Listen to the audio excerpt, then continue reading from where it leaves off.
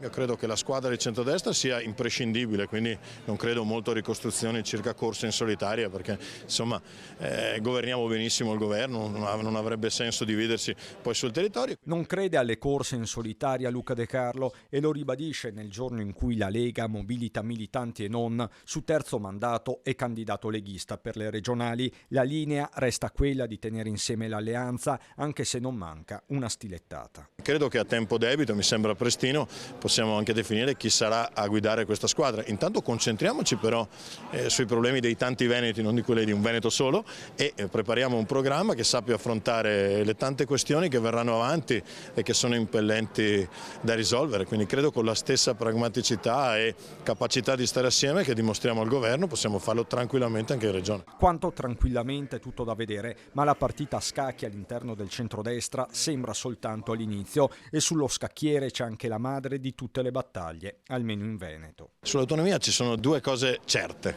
Il primo è che solo grazie a Giorgia Meloni oggi si discute di autonomia, perché prima i nostri alleati tutti erano stati al governo e mai uno straccio di provvedimento era stato approvato. Secondo, che esiste una parte politica che vuole l'autonomia e una parte che osteggia l'autonomia. Quella parte che la vuole è la destra, a Roma come in Veneto, e quella parte che non la vuole è la sinistra. Nel frattempo anche Fratelli d'Italia scende in piazza con una sua raccolta firme, sul tavolo l'inasprimento delle pene per reati come resistenza e oltraggio pubblico ufficiale e la creazione del reato di rivolta in carcere. La corsa per le regionali passa anche attraverso gli stand e i mercati del Veneto.